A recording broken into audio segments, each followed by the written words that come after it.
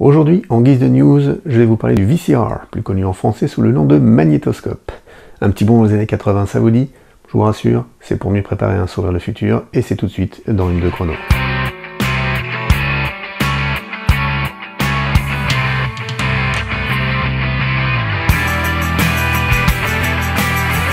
C'est officiel, le dernier magnétoscope est sorti le mois dernier des usines de Funai Electric, une société japonaise qui, je vous rassure, avait comme tout le monde délocalisé sa fabrication en Chine. La seule véritable info là-dedans, c'est que vous venez sans doute d'apprendre que jusqu'au mois dernier on construisait encore des magnétoscopes. Ben oui, j'imagine que pour certains d'entre vous qui n'en ont même jamais vu, ça peut paraître bizarre. Pour moi, c'est plutôt l'occasion de vous faire un rappel et de vous donner matière à réfléchir. Et matière il y a. Ou plus justement, c'est bien le sujet. La pellicule est morte, gloire au VHS, le VHS disparaît, fêtons le DVD et le DVD s'étiole, acclamons le Blu-ray et oublions-le aussitôt pour encenser la VOD. Oui, je sais, je suis un poète, raté mais néanmoins poète. Et ce discours, je peux vous le tenir avec la photo, la musique et le livre. Pellicule Polaroid numérique, vinyle, cassette, CD, MP3, livre, audiobook et e-book. Le point dans tout ça, c'est que nos modes de consommation tendent tous vers la dématérialisation et n'y perdrions-nous pas un peu au change? Certes, chacune de ces nouvelles technologies arrive avec son lot d'améliorations qu'on ne peut pas nier. Mais qu'en est-il du développement humain?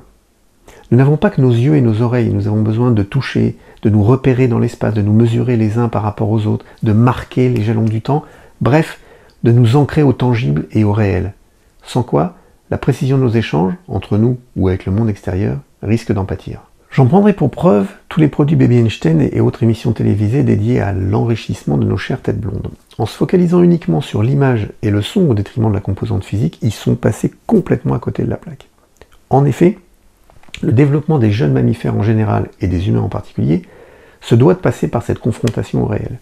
Si je mets du sable dans ma bouche, c'est pas bon. J'en déduis qu'il ne faut pas que je le mange.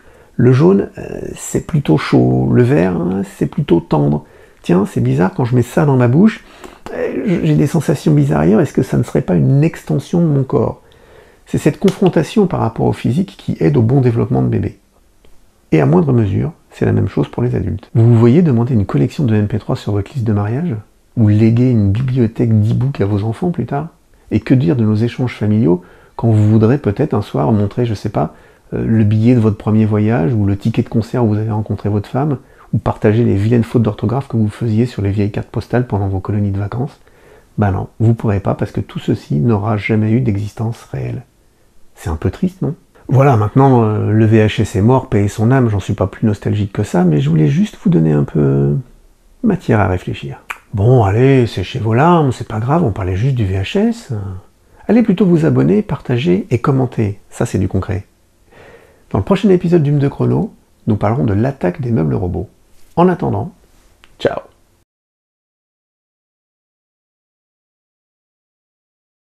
Bon, allez hop, tout ça à la benne.